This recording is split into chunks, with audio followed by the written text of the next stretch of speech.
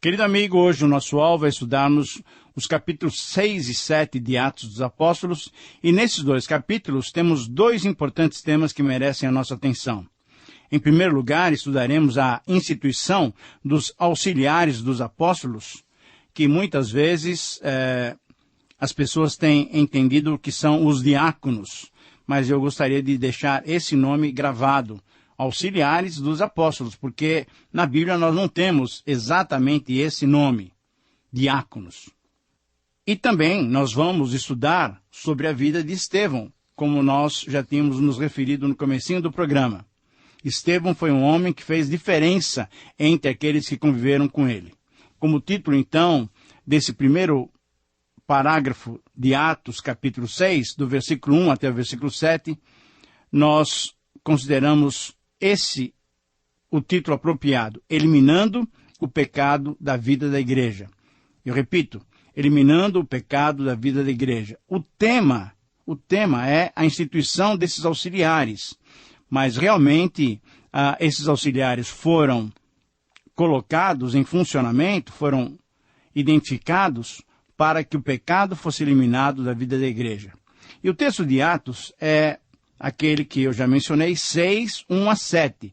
É a primeira parte do capítulo 6. Depois, do versículo 8 em diante, aí sim estudaremos sobre a vida de Estevão. Então, iniciando as nossas considerações, devemos lembrar que muitas vezes nós somos atacados pelo pecado no nosso próprio meio, isso é, no meio cristão, na nossa igreja. E, muitas vezes, complacentemente, não tomamos as medidas necessárias para eliminá-lo. Nesse relato de Lucas, aprendemos como os apóstolos trataram com o pecado que, embora estivesse encoberto, poderia causar grande divisão e estrago na vida da igreja primitiva.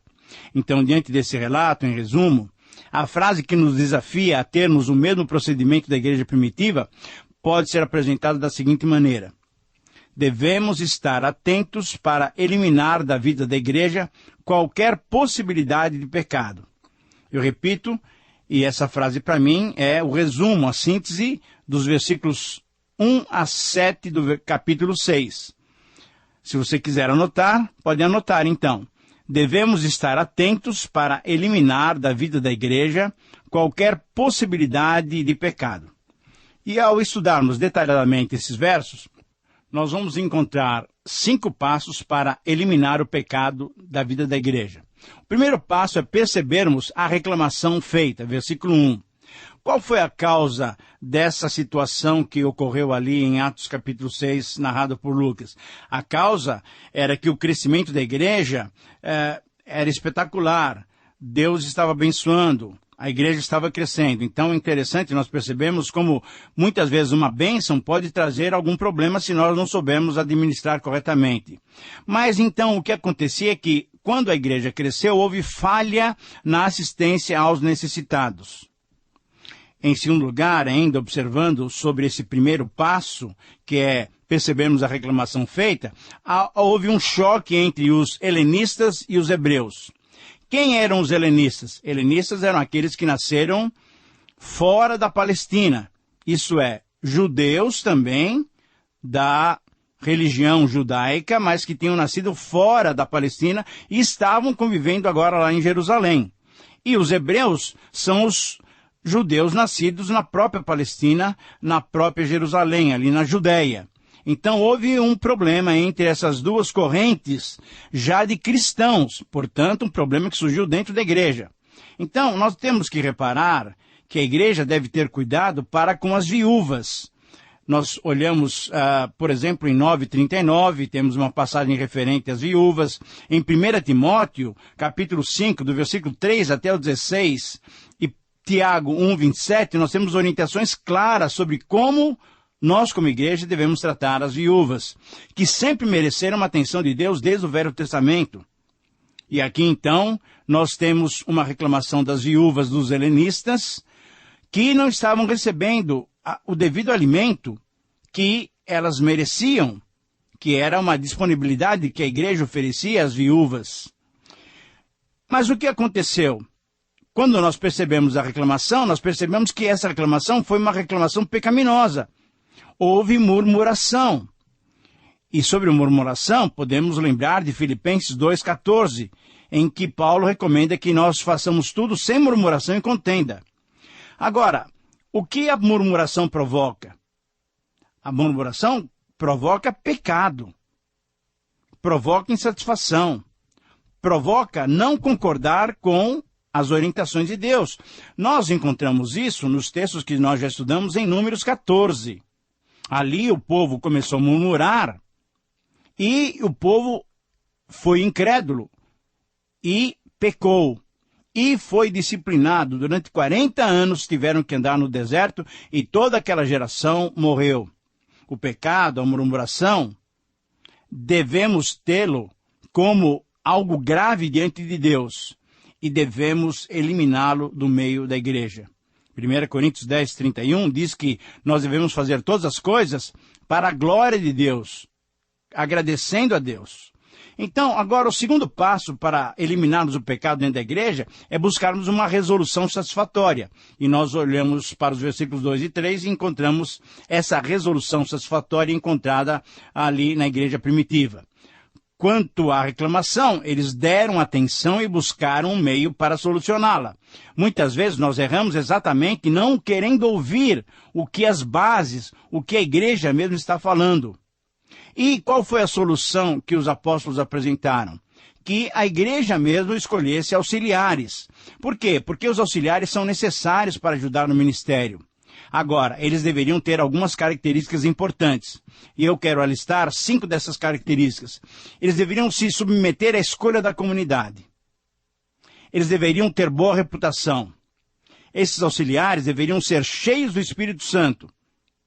Esses auxiliares também deveriam ser cheios de sabedoria e deveriam, sobretudo, ter disposição para servir. Muito bem, então, essa foi uma resolução satisfatória que agradou a própria comunidade. O terceiro passo para eliminar o pecado dentro da igreja é definir as responsabilidades ministeriais. Não era razoável que eles, os apóstolos, abandonassem a palavra para servir as mesas, conforme nós lemos no versículo 2. Os apóstolos ficaram com o fundamental, a oração e a palavra. E os auxiliares, pois bem, eles serviriam as mesas. Os apóstolos ficaram com a oração porque eles tinham recebido essa ordem do Senhor Jesus: vigiai e orai para que não entreis em tentação. Por exemplo, Lucas capítulo 11, versículos 5 a 10 e outros textos comprovam que Lucas mesmo, que é o autor do livro de Atos, foi o evangelho que mais enfatizou a necessidade de oração para os cristãos. Então, os apóstolos claramente definiram a sua prioridade ministerial. Nós ficaremos com a oração, mas ficaremos também com a palavra. Por quê? Porque Jesus tinha lhes ordenado que ensinassem a guardar todos os ensinamentos que ele tinha lhes dado. Portanto, a ordem era para que eles fizessem discípulos. E para fazer discípulos era necessário ensinar a doutrina. Agora, se você se lembra de Atos 2,42, a igreja perseverava no que mesmo? Você se lembra? A igreja perseverava na doutrina dos apóstolos. Portanto, o ensino da palavra era com os apóstolos. Um quarto passo para se eliminar o pecado dentro da igreja se vê no recebimento da solução, versículos 5 a 6. Quando houve, então, essa determinação, essa definição de responsabilidades, a aceitação foi unânime. A igreja aceitou aquela proposta, aquela solução dada pelos apóstolos. Isso quer dizer o seguinte, que quando Deus tem liberdade para agir no nosso meio, experimentamos unidade. Então, da teoria, foi colocado rapidamente em prática. Escolheram rapidamente os seus auxiliares, e aí é interessante percebermos isso. Houve capacitação, houve delegação de responsabilidades para os auxiliares. Agora, quem deu essas autoridades, quem deu essas capacitações foram os apóstolos. Então, nós percebemos uma submissão à autoridade. A congregação escolheu e apresentaram aqueles 7 homens aos 12. E aí, então, os discípulos, os apóstolos, delegaram autoridade, os 12 lhes impuseram as mãos, significando o seguinte: olha, vocês agora estão autorizados a ministrarem, a nos auxiliarem na condução da igreja. E o quinto passo para se eliminar o pecado na vida da igreja se percebe pelo resultado obtido. E isso nós vemos no versículo 7. Quando a igreja, então, eliminou o pecado, a solução foi dada, os auxiliares foram colocados no seu trabalho, a comunidade ficou satisfeita, o que aconteceu? Houve crescimento em relação à palavra de Deus. A palavra de Deus crescia e se multiplicava tanto no ensino, mas se multiplicava nos frutos, isso é, muitos convertidos, muitos discípulos estavam chegando aos pés do Senhor Jesus. Muitos obedeceram à fé, e inclusive sacerdotes. Querido amigo, as dificuldades ocorrem na igreja, elas são inevitáveis, mas elas não são invencíveis. As dificuldades são superáveis pela igreja quando há franqueza, boa vontade, amor e submissão. As dificuldades não podem e não devem abalar a igreja, quando todos estiverem ativos no seu ministério, cada um atuando em conjunto para o fortalecimento do corpo e para o desenvolvimento desse próprio corpo. Muito bem, vimos que Lucas então mostrou como o pecado poderia ser eliminado e como foi, na verdade, eliminado da vida da igreja através de 2 episódios muito claros. No capítulo 5, 1 a 11, o pecado da mentira de Ananias e Safira foi punido exemplarmente, mostrando a necessidade do desenvolvimento da santidade.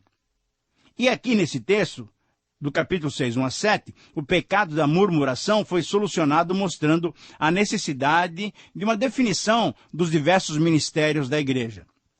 Agora, a partir desse segundo caso exemplar, Lucas então faz um gancho, chama e destaca um dos auxiliares escolhidos, mostrando como esses homens eram cheios do Espírito Santo e cheios de sabedoria. Por quê? Só Deus pode conceder essas bênçãos para os seus filhos. Sermos cheios do Espírito Santo e sermos cheios da sabedoria do alto. A história de Estevão cobre exatamente todo o restante do capítulo 6, isso é do versículo 8 até o 15, e os 60 versículos do capítulo 7. Ao estudarmos em detalhes a vida desse que foi o primeiro mártir cristão, eu sugiro como título a seguinte frase.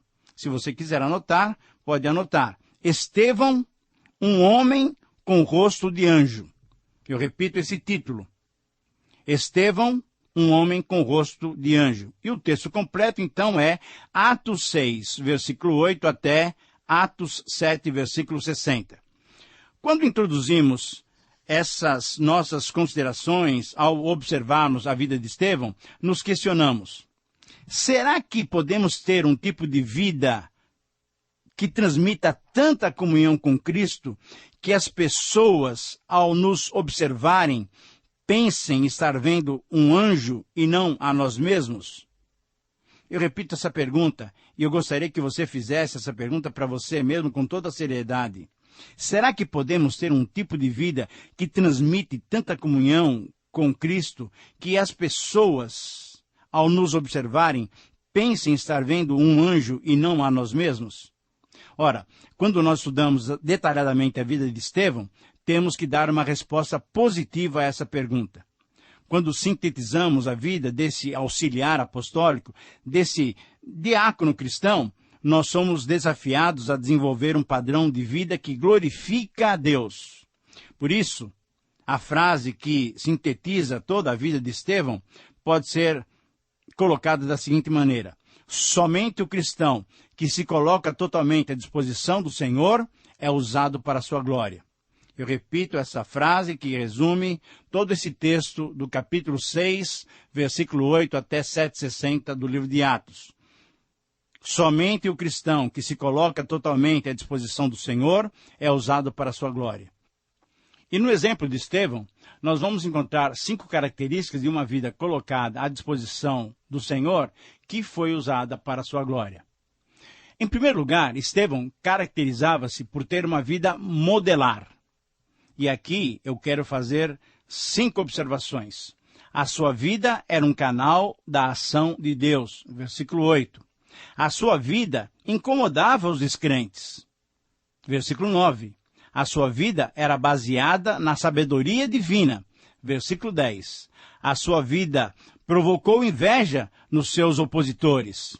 A vida cristã bem vivida, muitas vezes, provoca inveja naqueles que não são cristãos. Versículos 11 a 14. E a sua vida demonstrava um semblante divino. Eu gostaria de chamar a sua atenção para o versículo 15. O versículo 15 é um versículo muito interessante que nos remete ao título do texto que nós mencionamos da vida de Estevão. Isso é, um homem com o rosto de anjo. Ouça a leitura desse versículo. Todos os que estavam assentados no sinédrio, fitando os olhos em Estevão, viram o seu rosto como se fosse um rosto de anjo. Será, querido amigo, que quando as pessoas olham para nós, elas veem um semblante divino? Ou elas veem um semblante carrancudo, fechado, triste, um semblante duro? Como que tem sido essa imagem que nós temos refletido para as pessoas? Em segundo lugar, olhando para a vida de Estevão, ele se caracterizava por ter uma vida marcante.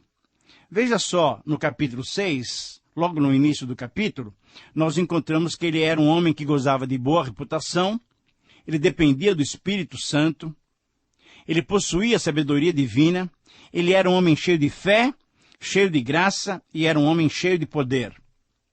Versículos 3, 5, 8 e 10 do capítulo 6. Mas quando nós olhamos para o finalzinho do capítulo 7 do nosso relato, nós vamos encontrar também algumas outras características de Estevão. Ele aproveitou sua grande oportunidade e testemunhou corajosamente. Ele teve uma visão espiritual, ele conseguiu ver o Senhor Jesus e ele demonstrou misericórdia quando ele foi apedrejado, perdoando até o fim. Então, nós temos aqui 10 características, uma vida marcante desse homem, desse exemplo que nós estamos estudando, Estevão. Em terceiro lugar, Estevão caracterizava-se por ter uma vida com uma mensagem. Quais foram os temas da mensagem que Estevão pregou diante do Sinédrio? Deus tinha levantado líderes para Israel, mas a desobediência deles sempre trouxe problema. Isso sim aconteceu com Abraão, aconteceu com José e aconteceu também com relação a Moisés. Todo o capítulo 7, do versículo 1 até o versículo 43, Estevão estava recordando a história de Israel para o Sinédrio. Deus proporcionou a sua presença entre o povo, mas mesmo assim Deus foi rejeitado. Estevão continua recordando e mostrando então como o tabernáculo no deserto, como o templo em Jerusalém, e como através da lei e dos profetas, Deus não conseguiu se comunicar com o povo pela sua desobediência. Mas Estevão, na sua mensagem também, tinha propósitos bem definidos. Primeiro, ele se defendeu contra as falsas acusações. Estavam dizendo que ele tinha blasfemado contra Moisés, que ele tinha blasfemado contra Deus. Por quê? Porque ele tinha falado contra a lei?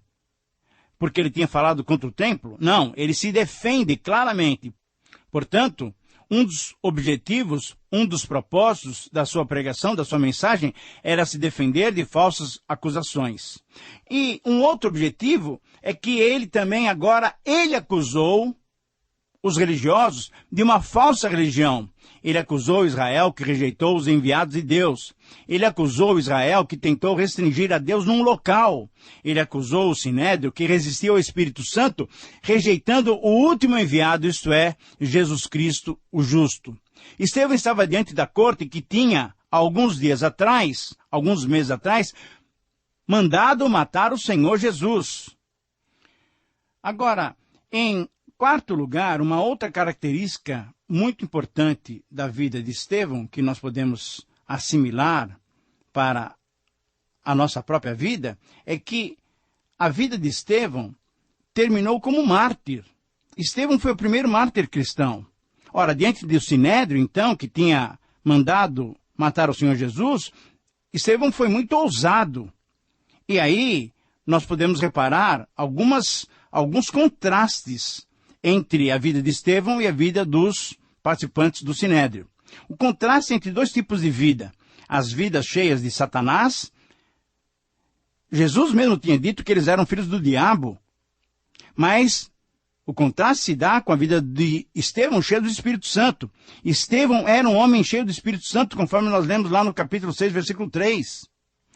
Há o contraste também entre dois tipos de pessoas. Pessoas com cegueira espiritual, porque o diabo cega os olhos do entendimento. Mas pessoas como Estevão, com uma visão espiritual, ele viu a glória de Deus. E há o contraste também entre dois tipos de manifestações. A manifestação do ódio que aconteceu entre aqueles líderes judaicos, a prática do ódio leva à agressão. Eles se enfureceram, eles rilhavam os dentes, eles clamaram, ficaram gritando em alta voz, eles taparam os ouvidos diante das palavras contundentes de Estevão. Eles se arremeteram contra Estevão, apedrejando-o. Mas em contraste com esse tipo de manifestação, nós encontramos Estevão também tendo uma manifestação de profundo amor. Porque a prática do amor leva o perdão. Estevão viu Jesus glorificado, viu Jesus à direita do Pai, ele se ajoelhou, ele dirigiu-se a Jesus como Senhor, e ele pediu então, por fim, que fossem perdoados seus pecados. Ah, querido amigo, como realmente Estevão é um exemplo para nós. E em quinto e último lugar, terminando o nosso estudo, nós encontramos a vida de Estevão sendo um modelo para nós, um desafio para nós, um exemplo para nós. Por quê? Porque no seu modelo de vida, nós somos desafiados a depender do Espírito Santo, a percebermos a revelação da glória de Deus, a termos uma consciência da presença de Cristo, a dedicar a nossa vida ao testemunho do Evangelho, a termos uma vida corajosa, mesmo diante dos perigos, a termos poder na nossa vida de oração e amar os nossos inimigos.